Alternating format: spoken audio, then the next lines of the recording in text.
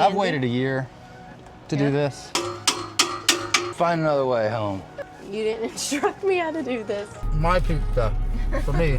We're starting off this new trend of 2026 with not being able to fit in sights. Before we hit the road this time, I've got to make some adjustments to my GenY Pin Box. What I'm trying to do is lift the nose of my trailer just a little bit when it's hitched up. Now I've got airbags on my truck, so I could really just jack the bags up, but then it just makes the truck ride like a dump truck.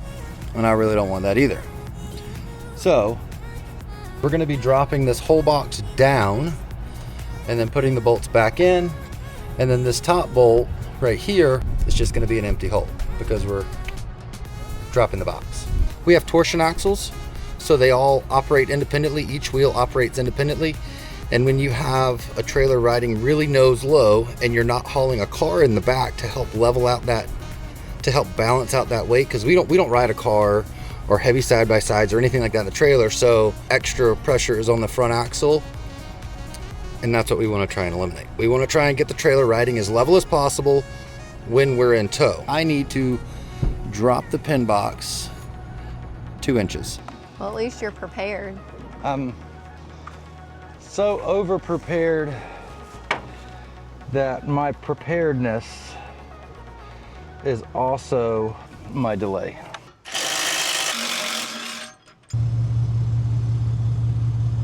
So ideally, would have had her pull up like this, but I don't want to block the whole road at the campground, and we don't have enough room in the site. So now we're only blocking part of the road. Yeah. There's cars Not can get by. the whole thing. Cars can get by, small RVs could get by, a big RV could probably get by if they really wanted to. If not, Debatable. find another way home. I have to help you with this, or no? Yes, you have to run the buttons. But I don't need to, like, You shouldn't physical need that. manpower. Now, the only way you're not going to miss our next video, which I promise you don't want to miss, is if you go ahead and hit that like and subscribe button. And while you're at it, tap that notifications bell so you get notified when we post it. Let's get back to it. Because we're not actually like putting a bunch of pressure on this. It's just enough to hold it. It is literally enough to take the pressure off of this bolt. Fun fact, I've never run the buttons before.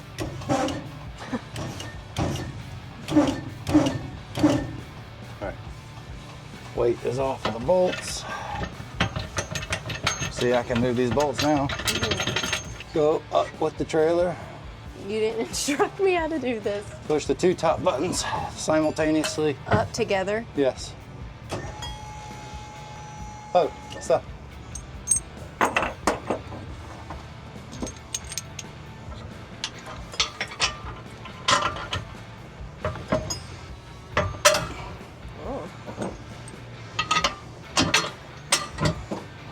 To some nuts and these so that the thing don't come falling out. I do want to measure real quick how far we actually are lifting it. I think it's only about 2 inches, maybe 2.5. How far it weighted from what? 2 inches on the money. Ready? So, yeah, go ahead and pull the truck out. She's just gonna pull it out so I can actually get to everything a little bit easier. Okay, so now that we have our little shop set back up, this is where the torque wrench starts coming in hand.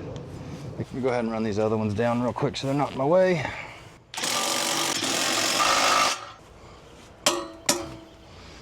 And then comes the stuck wrench.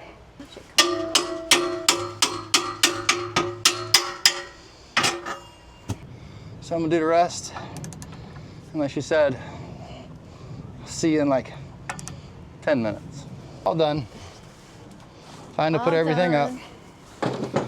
Everything else we dug out for that 1 hour project now has to go all back up. It's gonna take me half as long to put it all back up as it did to do the project itself. If you're wanting to get into RV life, have tools, be prepared to work on things. Not that this really needed to be done, but No, this we was do have the tools to do it. So be handy. I've waited a year to do this. I guess tomorrow, whenever we hit our travel day, we'll start giving you guys some feedback on it. Check it out. If you're interested in upgrading your own trailer with the GenY Hitch, head over to eTrailer.com, type in GenY fifth wheel in the search bar, and they will all pop up. We will also leave a QR code right here you can scan, and the link will be in the description. If you're unsure what you need, give them a call. They'll be more than happy to help you out. It's currently raining outside. We've got about 45 minutes before we're supposed to be out of the park. We might can squeeze a few extra minutes out of there. This park isn't crazy strict. We got to strap down everything. Just in case you're new here, how we strap stuff down in our rig is these little guys. Now these are spring loaded and they just go down into our aluminum track and lock down. So that's how we strap things down. Now I got to get to strapping.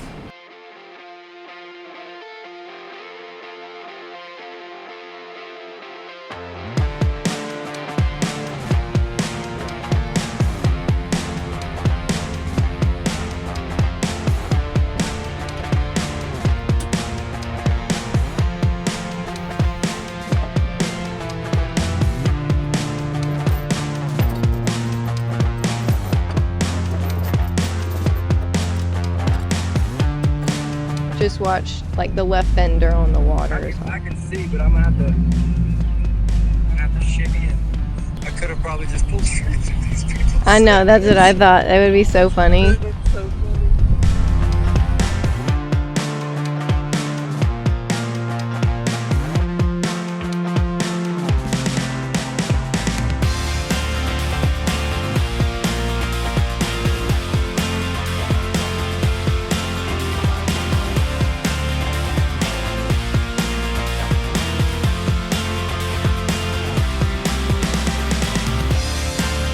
Made it to the campground, and we've been here before. It's been about 2 years, but apparently some things have changed. They escort you to your site now, which is new. I see the section they have us in. I'm not sure if we're gonna fit. Hopefully it's just a big site in an area that I remember to be very tight, but we'll find out. Well, we've had to change our site again. Seems to be It's been a thing this year. Oh, yeah, this will be so much easier coming in from this way. Exactly, just kind of. Todd left us. Todd was like, I'm out. I'm just gonna be honest, we got pretty lucky this time. The site they were gonna put us in was really tiny. Even if I could have made the RV fit, nothing else would have fit. Not our tent, not our truck, nothing. So we opted and asked for another one, and this site came through, and it was 3 times the width and 1.5 times the depth. I mean, we could even put our deck down in here. This one was definitely a win. I don't know. We're starting off this new trend of 2026 with not being able to fit in sites for some reason. I do think that we need stackers in the back though, because we're like this. So don't you want to put stackers in the back? Even if you need them in the back, we can just lift the back without it being hooked to the truck. However, we are kind of on foot, but I wonder if we should chop that. Probably should. So we got airlift. That was great. Is I can just push the button, it dumps the bag. It's pressing back. Oh. It's real bad now. It's pinching it, but it's pinching it real bad now because We're on the a slope. we're on a slope. Oh yeah, that's bound up pretty good there. So I mean, the road's a lot higher than the back, so the truck was like this. I don't know if you can see it on. Trying to show them.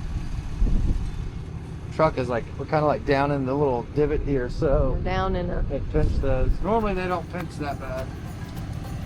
All right, it's time to give you an update on the GenY. The RV was perfectly level, no complaints. It did exactly what it was supposed to do.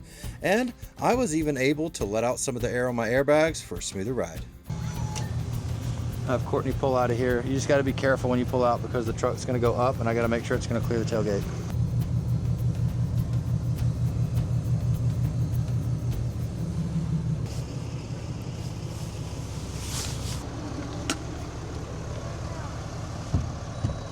It's going to be real stable.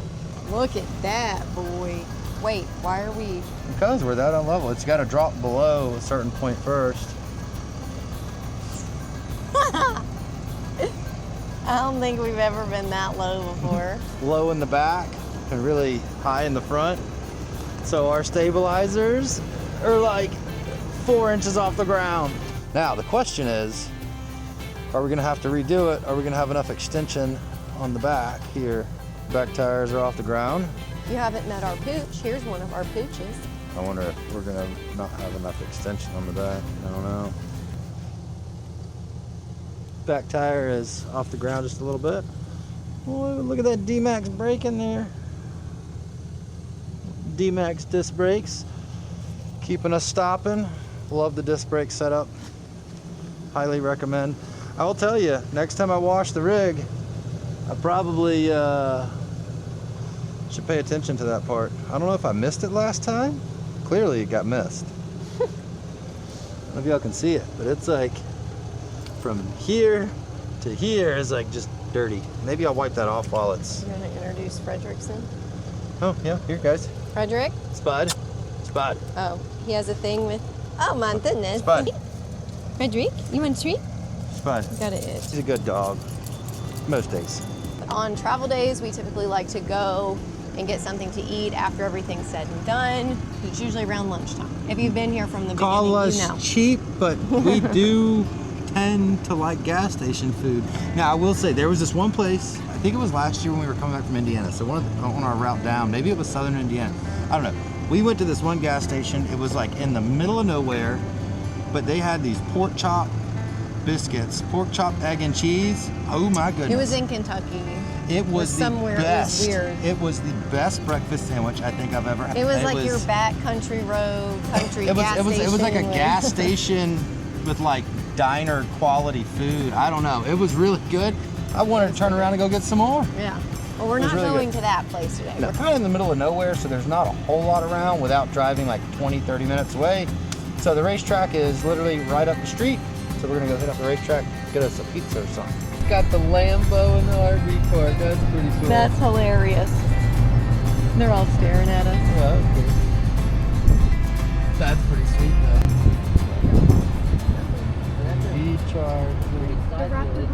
Get the pizza. You ate the whole thing by himself. My pizza, for me. This is a personal pizza. It just has 8 slices. Went into racetrack, got our pizza, but we don't film in there just because it's private property and stuff, and so the filming requirements for different places like that. So anyways, we got our pizza, we are set, and we are headed back to the campground.